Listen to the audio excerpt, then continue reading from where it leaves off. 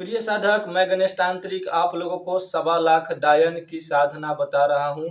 यानी कि आपके आसपास में या आप जहाँ पर साधना करते हैं उसके आसपास में जितने भी डायन की आत्मा भटकती है वह सारी आत्मा आपके पास आ जाएंगे इस साधना से। आप इस साधना को करना ही चाहते हैं तो आप किसी शांत चौराहे का चयन करें। चौराहा बिल्कुल शांत होना चाहिए, सुन्न सन्नाटा होना चाहिए। डायन की साधना रात्रि में होता है, अर्धरात्रि में ही डायन की साधना करें। और वहां पर आप साधना करते हैं तो उस समय कोई भी व्यक्ति नहीं आए और नहीं जाए तो साधना जल्दी सफल हो जाते हैं। डायन की साधना चौराहे पर करते हैं तो उस चौराहे पर यानी कि चारुकता से जो भी आत्मा डायन की आती जाती होगी या उसके इलाके में जितने भी आत्मा होंगे डायन की, गांव घर में जो भी डायन मर जाती है उसकी आत्मा आपके पास चली आएगी। साधना करते हैं तो साधना पूरा विधिवत विधि से करें। और जब पूरा विधिवत विधि से आप साधना करते हैं तो आसपास की जितनी भी शक्ति होगी डायन की वह सारी शक्ति आपके पास खींची चली आएगी। और साधना करने से पहले आप गोल घेरा जरूर लगाएं। और गोल घेरा लगाने के बाद आप साधना करते हैं तो वहां पर आप पूरा सुरक्षित अनुभव करेंगे। यदि आप सुरक्षा रेखा बिना खींचे ही साधना करते हैं तो वहां पर आपका अहित हो सकता है। इसलिए सुरक्षा में करें, सेफ रहे और स्वस्थ रहे। किसी भी प्रकार की आपको डायन यदि संकेत देता है या आपको बुलाता है, डायन की साधना यदि आप करते हैं तो डायन प्रत्यक्ष रूप में प्रकट होकर के आपको डायन सुरक्षा रेखा से बाहर आने के लिए आपको कहेगा। वो भी पूरा नौजवान बनकर के 16 वर्ष का रूप धारण करके डायन जो है आपके साथ प्रकट हो सकती है और वह जो है आपको लोभ में फंसा करके आपको बाहर बुला सकती है। इसलिए कि आप सुरक्षा रेखा को पार करें ताकि आपको वह भोजन बना सके। यानी कि आप सुरक्षा रेखा को पार करेंगे तो आपको वहां पर कुछ भी हो सकता है। या तो वह डाकनी, वह डायन आपके साथ में वहीं से लग जाएगी और आपका पूरा सेहत बिगड़ना चालू हो जाएगा और आपको कोई नहीं बचा सकता है यदि थोड़ी सी भी आपने गलती किया। इसलिए डायन की साधना करते हैं तो आप सुरक्षा रेखा से कभी न निकले। जितना देर साधना में लगेगा उतना देर आप सुरक्षा रेखा के अंदर रहे। जब भी आपके साथ कोई भी आत्मा आकर के कुछ लोभवश आपसे बात करता है, कुछ मांगता है तो देना नहीं है, कुछ भी मांग सकता है आपसे, वह भी आपको स्वीकार नहीं करना है।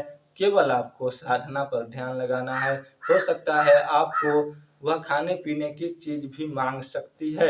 डायन की साधना में होता है आपसे खाने पीने की चीज भी मांग सकता है। इसलिए आप उनको खाने पीने की कोई भी सामग्री वहां पर नहीं दे, नहीं सकारे, नहीं कुछ करे और सीधे आप साधना पर ध्यान दे। यानी कि आप वहां पर उनको कुछ देते हैं तो समझ लीजिए आप उनको खाने पीने की चीज नहीं कुछ और ही दे देते हैं। इस बात का ध्यान रखें, इससे आपको हानि हो सकता है। डायन की साधना निर्जन चौराहे पर किया जाता है। पूरा तरह से शांत होना चाहिए चौराहा। चौराहा पर कोई भी आदमी आते जाते हैं तो वह आपको टोक देगा और हो सकता है तो आपको सुरक्षा रेखा से निकलने पर भी मजबूर कर सकता है कोई भी व्यक्ति। इसलिए कोई भी व्यक्ति नहीं आए जाए वहां पर आप डायन की साधना करते हैं तो आप सेफ है। जैसे ही आप सुरक्षा रेखा को साधना पूरा होने से पहले ही आप लांघते हैं तो आपको साथ में अहित हो सकता है। इसलिए बिल्कुल ही सुरक्षा रेखा से बाहर न निकले। आप साधना करते हैं तो साधना पर ध्यान लगाए। डायन की आत्मा 12 वर्ष की लड़की के रूप में भी आ सकते हैं, 16, 18, 21 22 कुछ भी उम्र बना के आपके साथ में आ सकते हैं और आपको लोभ में बाहर बुलाएंगे कि आ जाओ। आप यदि बाहर जाते हो सुरक्षा रेखा से तो आपके साथ अहित हो जाएगा, इसलिए नहीं जाना है। डायन तो डायन होती है, वह अपने का नहीं होता तो आपको क्या होगा, इसलिए उनको साथ में कोई भी वचन उस समय न करे। वचन लेने का भी समय होता है और किस तरह से वचन लेना चाहिए, किस तरह से वचन नहीं लिया जाता है, इसके बारे में अगले वीडियो में बताऊंगा।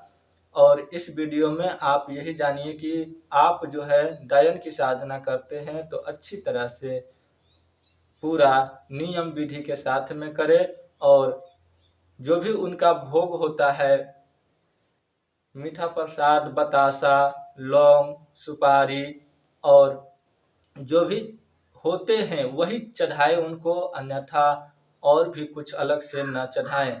और इसके बाद उसमें बलि प्रक्रिया भी होता है।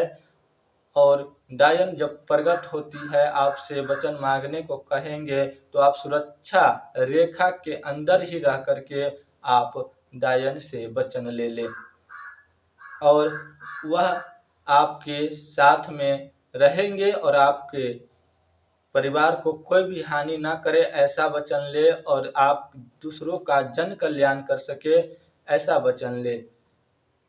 आप वचन लेते समय अपने वचन पर पूरा तरह से ध्यान रखें ताकि आप उनसे कोई ऐसा वचन न ले जिससे आपको हानि हो। इस बात पर पूरा ध्यान रखें, तब आप डायन की साधना करें, अन्यथा डायन की साधना आप नहीं करें तो ही अच्छा है।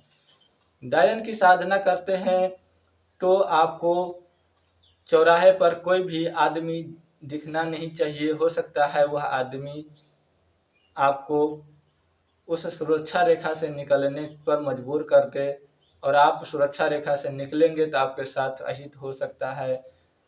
वह व्यक्ति को पता नहीं होगा कि यह क्या कर रहा है, नहीं कर रहा है, आप कर रहे हैं तो आपको पता होगा। इसलिए डायन और आदमी दोनों से बचना है और पूरी तरह से अपने साधना में लीन रहना है।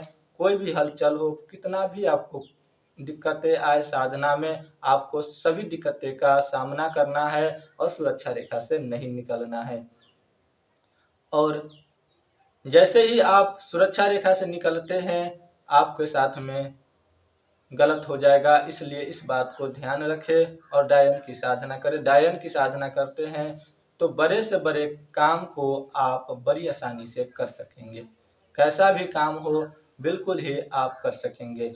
मारण, वशीकरण, स्तंभन, मोहिनी, इस प्रकार की काम तो डायन की आत्मा के लिए चुटकी बजाने भर है, चुटकी बजाने भर की काम है। यदि इतना ही देर में वह कुछ भी कर सकता है, आपके आदेश से वह यदि चलते हैं तो आप किसी का भी इतना ही समय में आप उनको बहुत कुछ कर सकते हैं, ठीक कर सकते हैं और आप अपने मनोकामना का पूरा कर सकते हैं। इसलिए करते हैं तो सही से करें, अन्यथा नहीं करें। और इस चैनल को सब्सक्राइब नहीं किए हैं तो कर लीजिएगा, बगल में बेल आइकन दिया होगा उसको भी दबा दीजिएगा।